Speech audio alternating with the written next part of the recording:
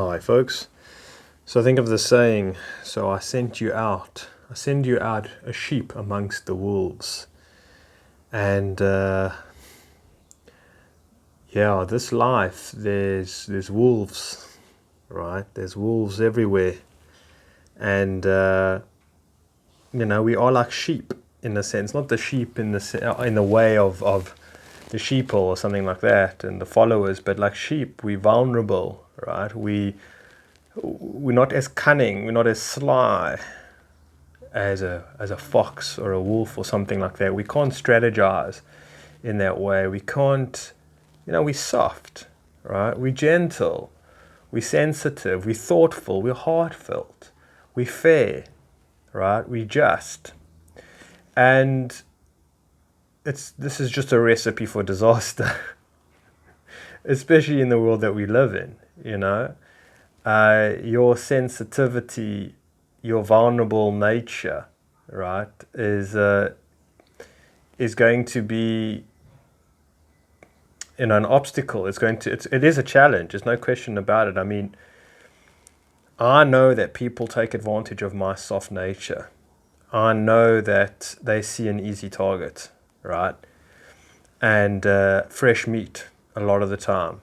Okay. And truth is, I don't know how to be otherwise. I've spoken about landlords that I've dealt with in the past and currently now as well. Some may say I attract this, I manifest this in my life, right? And I probably do because, again, every time that I have a narcissistic landlord or that I'm dealing with somebody, who doesn't have any scruples or, is a psychopath, narcissist, it teaches me a lot about my upbringing, my world, and my experience of this reality, and how I've been swimming with the sharks from the get-go, right? This is what this world is about. You swim with the sharks all the time, and so these situations come up for me, firstly, so I can realize not to get into these kind of relationships or something or other in the future, if possible, and also to, I think, so I can learn the lessons from that to a certain degree, and then also where this has happened to me in my past before. Like, I feel there's a lot of trauma. There's a lot of trauma from myself in regards to narcissism, bullying that I've received, manipulation, deceit, sabotage, betrayal, abandonment, or whatever it is, just in rejection for who I really am, for my sensitivity, for my emotions, whatever it might be. And from the get-go, from day one. And it's not been fun, it's never been pleasant, not never been pleasant, but like, there's a lot of healing that I need to do.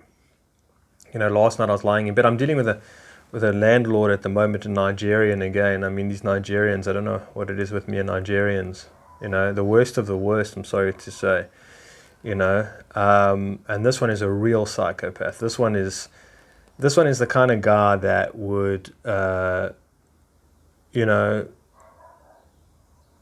don't know, like, if he could, he will take all the money that he could from you. He'll take all your possessions that he could from you. Then slowly but surely he'll try and sell every part of your organs, and part of your whatever limbs, no matter what he could do, he would hold you for ransom. You would never stop until there is nothing left of you, and his belly is full and bloated, and he's laughing and whatever it is. Like, again, I did a talk about nature, but I don't know, this is the nature of the beast in a different kind of way. And so I'm dealing with this narcissist landlord now, and you can't believe the abuse that I've been dealing with, and the insults that I've been dealing with, and how grandiose this guy is. It's just remarkable, and it's brought up a lot of frustrations and feelings of helplessness for me, feelings of like, almost my beef with God. This is what I was thinking to title this talk, like, my beef with God. Because I have really very seldomly, if ever, felt support in my life in regards to the sharks that I swim with. I've had to fend them off completely by myself, and I've had little to no support. Like, not, you know, I don't know what can I say. Like now with this landlord story, I can't phone my father and say, look, can you help me out or give me advice, or do you have a lawyer or something like that? I can't even tell him about the situation because he would just ridicule me and insult me and tell me I'm stupid for even getting involved in the lease in the first place, which is right. But I only learned in hindsight. This was a year ago. I only learned in hindsight. And, my father hasn't paved the way for me. He doesn't tell me about leasing and letting and laws. And he's in the retail industry and he knows all about this, but he doesn't help me out. In fact, he's often put me down about my business and how my staff is stealing from me and how, and it's true. It's true. It's true. I'm not a businessman. I realize that about myself. I can't think, I can't calculate in a business fashion. It's just not who I am. But again, for my father, it's like to say, you're not a businessman, then what are you? Because the only thing there is to be is a businessman. So come on now. So for my father, never had that sort of support, even from my brothers, when I was bullied at school by peers or even my teacher sometimes, or by the principals or something like that, just being sensitive and also bipolar teachers and whatever it is. And, for a kid who just, I wouldn't say couldn't sit still, but just couldn't understand, didn't have the social awareness of these institutions, never really took them to heart and seriously, and it got me into a lot of trouble.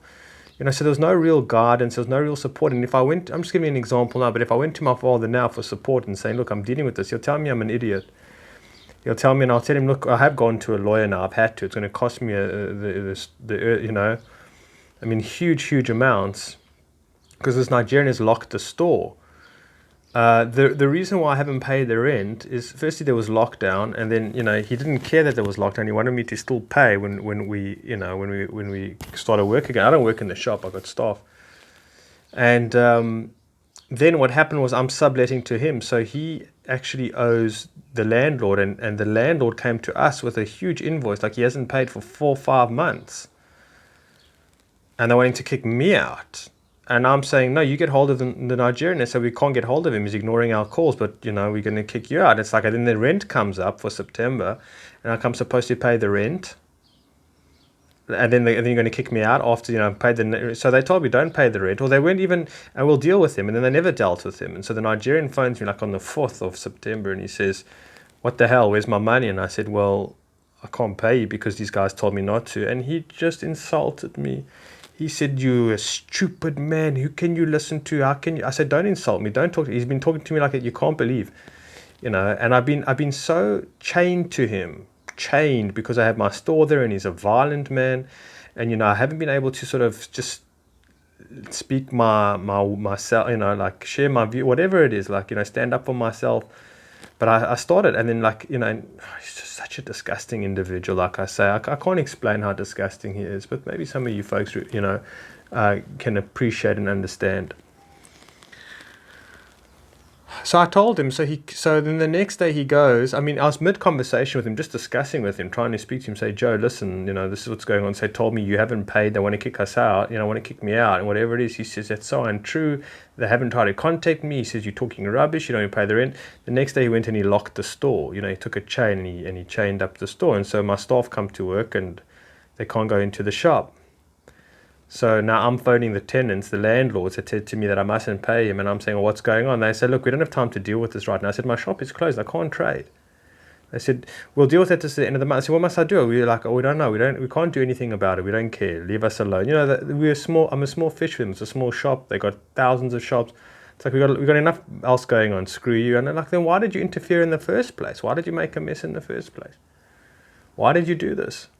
And now I don't want to pay this Nigerian 1 cent because of the way that he's treated me and bullied me and disrespected me and tried to and try to upset me and whatever it is. I can't explain to you the abuse, the verbal abuse, the insults, the telling me how stupid I am, telling me like I'm going to owe him double just for making him upset, or like just.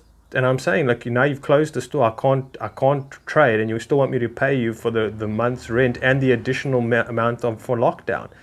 he didn't even give us a discount for lockdown, but his landlord gave him a discount for the lockdown, but he never bothered. He doesn't care. He doesn't care if he puts me out of business. And I keep telling him that. He says, not my problem. And the thing is that he's making a huge amount of my rent because he's taken the one shop, he's divided it into two. And so he's got me and the next door neighbor paying about 18 grand when his price is only that he has to pay the tenant is 11,000.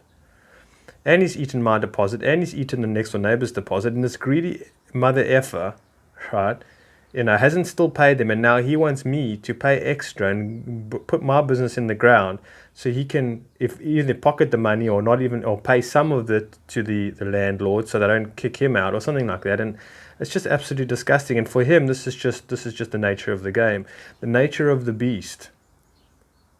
This is the world we live in, the beast. It's the beast system. I phoned a lawyer. So I'm dealing with one lawyer, and I thought, his price was ridiculous, and I'm doing it anyways. But then I phoned another lawyer for a quote, and I was busy talking to him, and I asked him about something else, and he got so frustrated with me. He's like, you're not even using my services. It's like I've got many things to do, whatever it was. Because I was asking him, how much would this cost? And then I was asking him about something else. And he was just like, this lawyer told me to go and break open in the middle of the night, break open the chain and go and just take my stuff out. And that's that, get some heavy O's, to stand by and then just take the stuff. And he says, and that's it, and then bugger off. Because the business is dead anyways. It was dying anyways, it never turned a profit in a way, and so it was just dying anyway. So, but I don't know, it's been distressing, and so for myself, it's brought up a lot, hey? It's brought up a lot of the times where I've dealt with people, like when I moved to the country, just like people that I've never really felt have had my back, people that I've felt never really understood me or could emotionally support me or be present with me, and what a tough go it's been. Like I've been on my own, the isolation is deep, right? It's profoundly deep. And just feeling like I've been there for so many people and done the right thing, the best of the version that I could be of myself. I mean, at least for the last couple of years, or more than couple. And yet at the same time, the treatment that I get back, and whatever it is, and the lack of support that I get back, like not meeting people that can sort of just, stand in my shoes, and just be present type of thing. And like having to do it on my own, having to do it on my own. And it's difficult, folks, you know how it is. And it's like daily, we just, maybe it's also the country that I'm in. I'm not quite sure how backwards it is and how, there was this, I don't know if I want to get into detail about it, but in this country, again, like how disturbing it is. Like you just can't believe that life can have no value. You just can't believe it. 41% of people that are raped in this country are children. It's like you just can't believe it. I've said that before, but not just that, but I just can't believe how inhumane people are. I did a talk about nature, and I'm going to have to edit it before I upload it, but like I believe animals have more compassion for one another than us humans do. I'm being serious, even though they'll kill each other and maim each other and hurt each other, but at times they have more compassion for each other than us humans do. And yet they, and I think they regrettably sort of, hurt each other and eat each other and things like that. They're not happy about it some way or another. Maybe it's extinction, maybe I don't know, but I don't know. I think so. Especially the omnivores, But you just look at the compassion of an elephant, right? The sensitivity of an elephant. You just think about all those elephants that are sort of hunted down by those, hunters, so they can sort of saw off their husks. Is it the husk? I don't know what it is, something or other, and just, and I don't know, whatever it is, and just kill the rhinos and just move them to extinction, and people just don't care. There's just no sensitivity. And you look at the elephant, and it's like, the elephants die of heartbreak. When the partner dies, the other one dies, not all the time, but there's stories that they die of heartbreak. The sensitivities that they have, dogs as well, they have sensitivity. Beautiful dolphins, whatever, the sensitivity. And we look at these animals and we just say they're just animals. They got no feeling, they got no sensitivity, they got no conscience whatsoever. Even a squirrel has conscience. Even a squirrel can see. You can look at it, you can see a cat Even a mouse. I don't know about mosquitoes. I hate mosquitoes, but like they have compassion, or they just have something about them. There's an energy about them. But human beings, they're soulless, man. They demonic, carrying spirits. I mean, packages of demonic spirits, vessels of demonic spirits, or something like that. Like just darkness and void. It just consumes. Anyway, so this is for another talk about beef with God. I did a talk about a while ago about to wrestle with God, because sometimes on the one hand, intellectually, I can understand that this is the setup and it's designed for one's own growth, and it is very sort of cutthroat, swimming with the sharks and unjust, like I've explained before. But at the same time, it's for your growth, and what doesn't kill you makes you stronger. And that's sadly true, and that's how the opposition, how we set up. I mean, it's an opposition to, but and it's a very hard. It's very very hard, this existence. It's very very sombering, existence, and whatever it is. And even now, more so than I think ever in the whole of history, to a certain degree. Now it's really bad. Like when I was speaking to this other lawyer who basically just put the phone down on me, felt like I was wasting my time, and he was saying, look, he says, it's survival time, my man. He says, you got to do what you got to do to survive, take no prisoners, type of thing. And I'm like, I'm not like that. I'm not, step on other people's necks or something like that. I'm just not animalistic in that way. It's not even animalistic, again. It's not like that. There's more compassion in nature than there is in human beings. Now, I know in a talk that I'm going to have to correct, I'll upload this one after that one, which is fine. I mean, I'm just updating my thesis, if you will.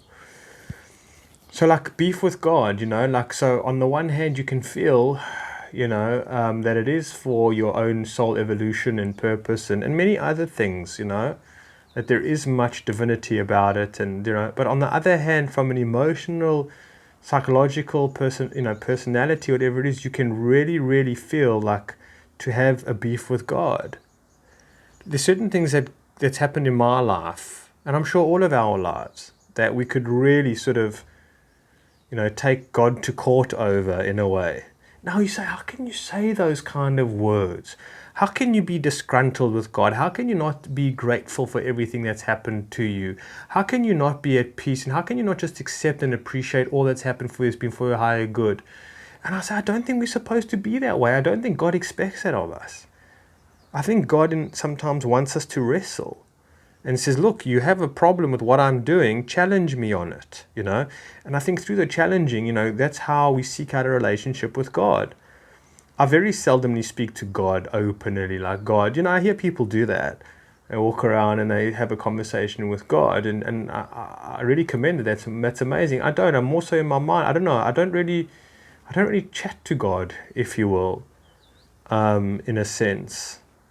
And that's also because I think I've got a lot of imprinting still from the idea of God, from my upbringing and religion and things like that. Like the idea that God sits on a high throne, and is king of the universe. And who the hell are you? You're just a mere speck. Like what? Like who are you? You know what I mean? That's how it was with my father. He was the CEO of a company he still is, but when I was, a youngster. And, during the school holidays, I'd go to work and, rollerblade in the warehouse and skate. And then, but I could never go and see him, I could never, like, at his office, hey, Dad, hi, Dad, I'd probably have to stand in line with everybody else who wanted to see him. He was a very important man. And even when he came home from work, and from synagogue, it's like he was a very, very important man. It's like, look, this is my time now, and what do you want from me? What do you want from me? And so just in regards to an authority, a higher position, and then also the idea of God, I was raised in the Abrahamic religions, and it's like, you just, worst of all, I could be told I was born into sin, in a way. But I was sinful anyways. So it's just that kind of idea that it's like, that imprinting that I still have about the idea and notion of God. Like, he's a very busy guy. He's very, very important. He's got a lot of things to do, because I think the thing is that if in this life, what we understand is that if you're not busy, right, if you haven't got important things to do, then you're a loser, right? Then it's like, then you're a bum. Very important. A guy like Elon Musk is a very, very important guy. He's got a lot going on. He's got a lot of meetings to go to. He's juggling many balls at the same time. He's got a lot of responsibilities, and so on and so forth. I mean, Bill Gates, Obama, Trump. It's like you just don't have time. They're completely absorbed in all the busyness and all the importance and all the finances and whatever it is, the mayors, the doctors, the lawyers. I mean, it's hard to even sit down with a lawyer and plead your case, because he's got so many other cases, or he just, most people can't even be present with you generally or be sensitive to your situation. Barely if anyone's even present. I mean, how can we be? I mean, even for myself, if I was listening to myself now, I would be, as you viewers, I'd be present enough. But then again, like, it's hard to just to take the time. I mean, and register and like connect deeply. And I'm saying with a video that you're watching or something like that, with a post that you're reading. I mean, we read it again. It's just. Anyways, there's too much going on, and so. Being busy, importance, a hierarchy. It's like, you think you're going to go to your government and be able to plead your case or whatever. No, I don't care. You have no voice. They can do whatever they want to do. People can do whatever they want to do. I mean, like, imagine if you, I don't know, in Afghanistan, post 9/11, and it's like, these people, soldiers are coming in and they're shooting your town up, and what are you going to do about it? Like, what are you going to do, right? The government's corruption, taking your tax money, police, or what are you going to do about it? And I've adopted a lot of the time this saying, it is what it is. And at the same time, it is what it is, but that doesn't mean that one must be suppressing of their frustrations and emotions and anger about it. Well, it is what it is. This is what God's plan is. This is the divine plan. This is how things go. So, but what happens if it's not? What happens if you stood up and you shouted at God, you performed, right? You put the gloves on, like he says in Bruce Almighty, the gloves are on, God, or something like that. Remember that with Morgan Freeman, that was an important movie, And God wasn't hurt about from Jim Carrey where Bruce was coming from. Bruce was in pain, he was in agony, he was frustrated, and he wanted the gloves are off. And so sometimes, and again, we need that relationship, and maybe by standing up but again, cleaning out again a lot of our own programming and predicting. It's like, well, am I allowed a voice, God? Am I allowed to have a say here?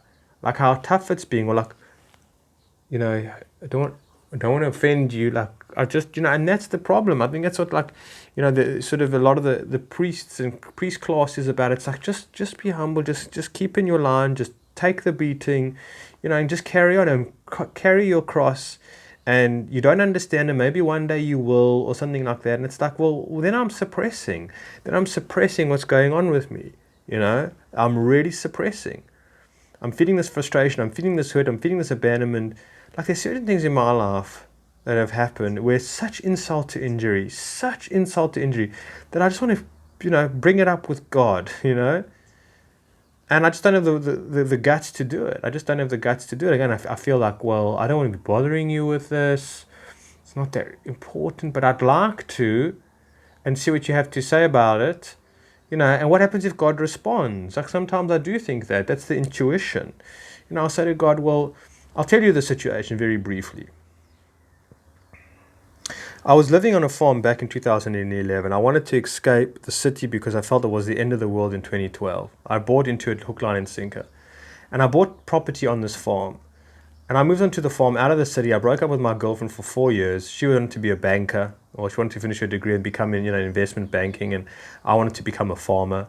And I was doing this sustainable project. And I moved onto this farm, and it was the most brutal experience. I moved on with 2 narcissists, but bad. I can't get into the whole story, folks. It is absolutely horrific, And the more I remember it, the more emotions come up from it. The more disappointed, the more hurt I am, the more betrayed I feel. The more like how unnecessary a lot of it was, and how alone I was.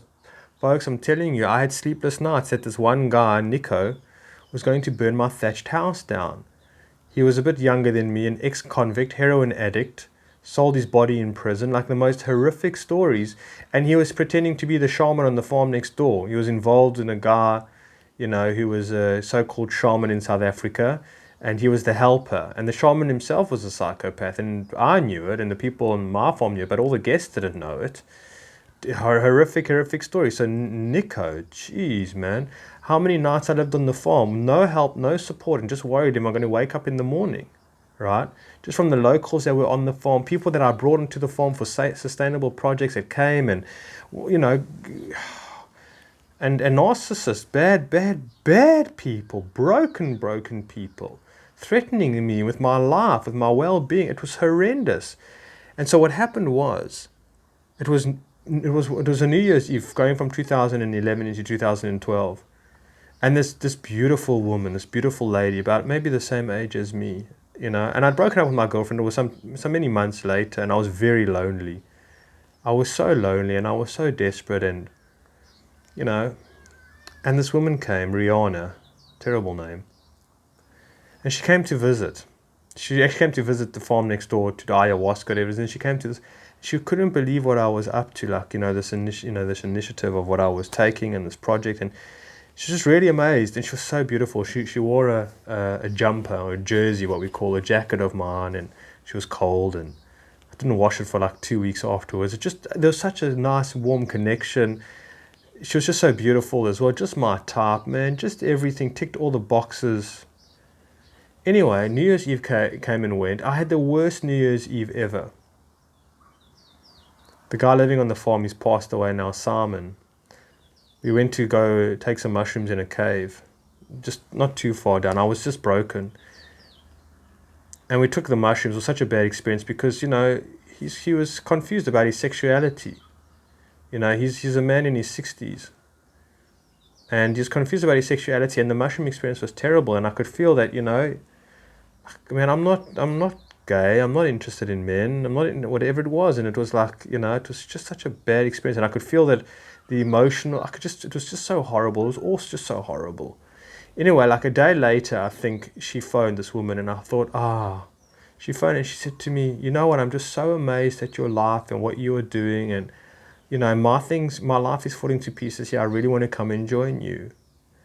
And I was like, hallelujah, and dancing, and I didn't give over to my wild and whatever it was. And I was like, sure, come on through. She said, no, I want to sell my car. I said, look, just come and spend some time here. She said, sure, I'm going to do that. I'll call you back in the next few days. Let me organize my stuff. And I was like, I couldn't believe it. I was bouncing around the walls. It was just so optimistic. I felt like the storm was over, baby. In so many ways, she's going to support me, emotionally, and just on so many levels, spiritually, so many levels. I never heard back from her. She never phoned me. I can't remember what happened if I did phone her. She didn't answer. I was just heartbroken, on top of everything that I was going through, And one can say, you know what, she would have come there and she would have been distracted you from your work or whatever it is, but you know what, fine. But you know what, it didn't have to happen. She didn't have to phone me. She didn't have to get my hopes up, right? And you say, well, that's how we dabble in choice here in the world, whatever it is. I could have missed the call, whatever it might have been. I don't know. I don't know what that has taught me. Maybe I need to look into it, but it did wound me in a big way, right?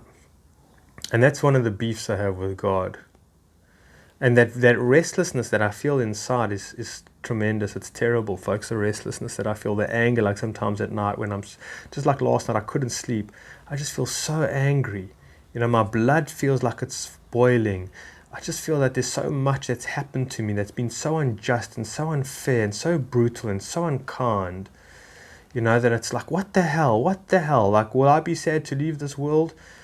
From certain places, but it's a hell of a place. Beautiful nature, beautiful sunsets, the moment's rich, it's rich with experience, it's divine, it's whatever, but the people, And the way that it's come about is just so appalling. There's no humanity left. There's no humanity left. And so, I'm not comfortable with this place. Why should I be? It's designed for us to be restless so we don't get stuck in the matter. And it's okay to have a broken heart. And I do at times, but I don't allow myself. I don't allow myself to have that broken heart, because then I feel like I'm being a victim. I'm not seeing the bigger picture. I'm not being strong enough. This is a job for a soldier, for warriors. Can't you see that it's all? And sometimes I can, but sometimes I just have a broken heart. And sometimes I do. I feel vulnerable. I feel stupid sometimes, because I don't have the social awareness of things sometimes. I like to be more honest and open with people, and they see me and I can't stand it. They look at me, I wear glasses, I've got no tattoos or big muscled or something like that, or shaven head, or I don't look like I got any, and I'm an easy target. You say don't take things personally. There's a lot of things I don't take personally, but sometimes when I see it, when somebody looks at me and I take it personally when they look at me and they see that I'm an easy target because of my sensitivity, because of my vulnerability, because of my openness, and they feel every right within themselves to take full advantage.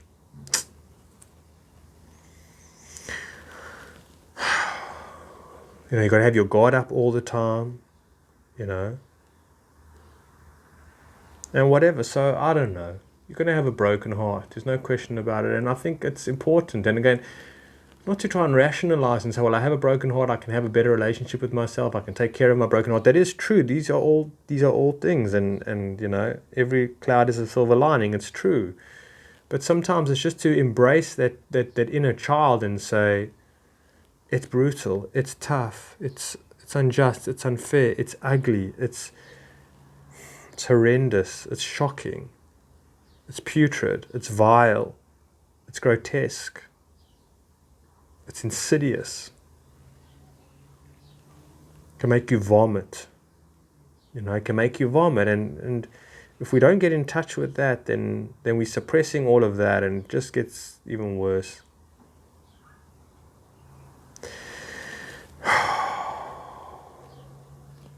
Yeah, folks, so own your suffering. Don't just, well, we're here to suffer, and the more you suffer, the more you grow. Own your suffering. Own your struggles. Own your betrayal. Own your broken heart. Own your beef with God. Own it. And I don't know, I'd like to say challenge God. And if God answers, I do sometimes feel, like I said before, through my higher self. Like you can hear, I'll ask a question and something comes back, in the sound of my own voice, And I don't know, if we were really willing and we're really open to it, could God speak directly to us? And again, in a very humble way, not in a schizophrenic way. But I've known of a woman, Peace Pilgrim, that's her name. She's not alive anymore. She walked for peace.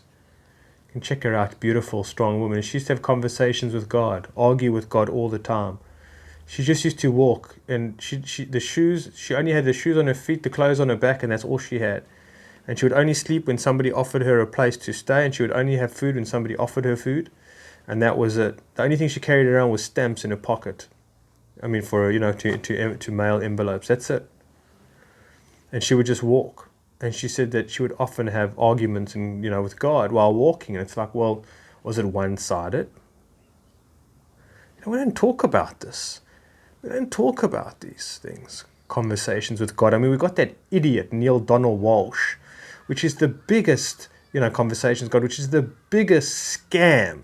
And I fell for it hook, line, and sinker. I was buying his books and posting it to people, leaving it in places. I was like, this man is the go-to guy.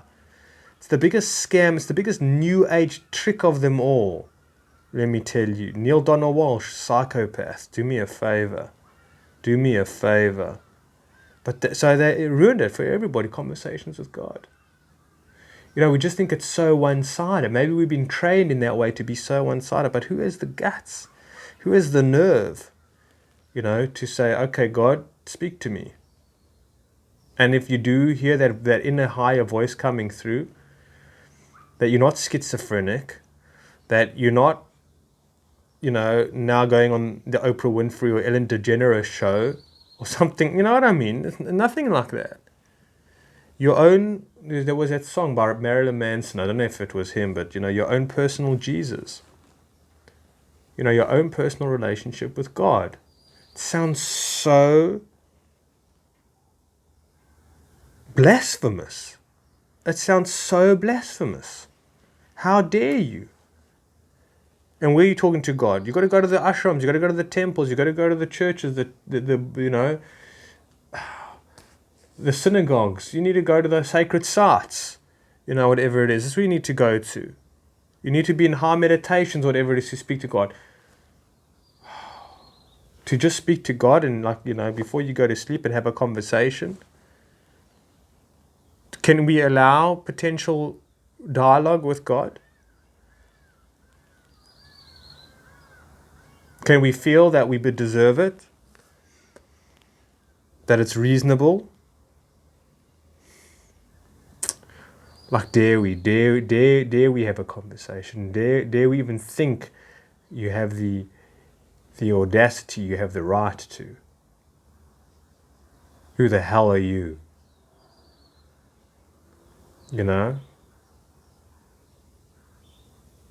Spoke when when you're told to speak or something like that. Get in line. Carry your cross and just shut up. And one day, when you die, there'll be a processing line and you will stand in that line behind everybody else who's just recently died. And there'll be a file and we'll tick off all your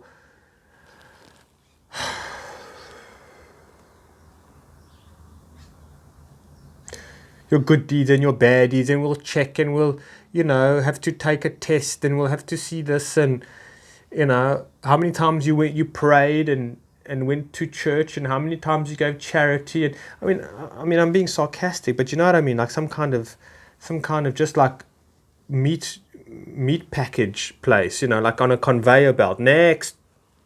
Okay, you go to that group of people and you wait there, type of thing. And then we'll tell you what to do. And then you wait and then, okay, all those whose name starts with an A, please put up their hand. Okay, go with that guy. And you go with that guy, whatever. Here's your jobs. No comfort, no warmth in it. It's just completely methodical. It's machine-like. It's like you put your finger up, where's God? And you just get your finger smacked, or whatever it is. He's a busy guy. How long have you been dead for? How long have you been here for? How many reincarnations have you got? Should we add it up? What's your credentials? Who the hell are you? Sorry, you just keep quiet for this. You just go along your way. We've been so removed from the divine. We are so far. We feel so unloved.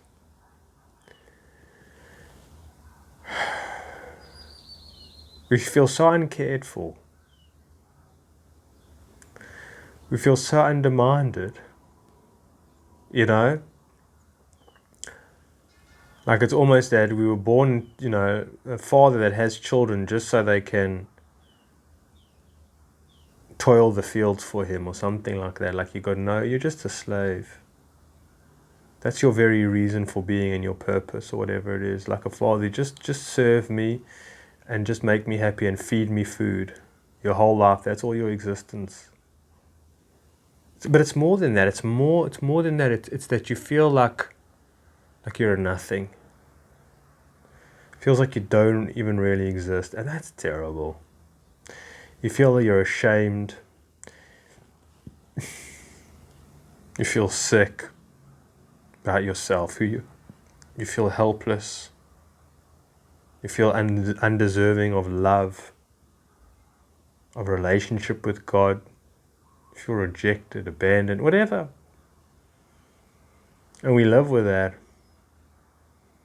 And the best you can do in certain religions is that you can say 3 Hail Marys, or you can go to synagogue and beat your chest and, say the prayers that were given to you by some kind of pathological narcissistic dude, calls himself a rabbi or something like that. Whatever, I don't know what the religions, I don't know how it is that we feel that we got to, I don't know much about Islam, I really don't. But again, it's just this praying. What about dialogue? It's about just, talking to, but I'm saying, about God and thanking God and forgive me, God, and helping God and whatever it is. It's like you over there, God is watching us from a distance. God is watching us from, it's such a horrible song. What happens if God is not? What happens if God is in this room with us right now, Right now. What if God is like the best friend I've ever had, or the father that I never had? But, or the mother, why again father? Why is it a masculine? What about feminine? What about mother? Why? Why is it only masculine? Why? When it's both. And more so.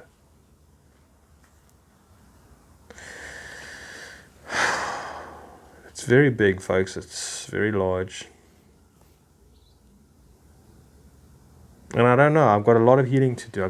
We all do have a lot of healing to do. To understand that we deserve to sit next to the throne of God. And I mean that metaphorically. I'm just saying that we are loved and protected and honored. And God, He has every word we say. Because I know if I was a father, I'm not a father, but if I had a child, how my relationship would be towards that child, and how I would feel that's how the relationship that God would have towards me would be. And it's something to feel pretty darn good about.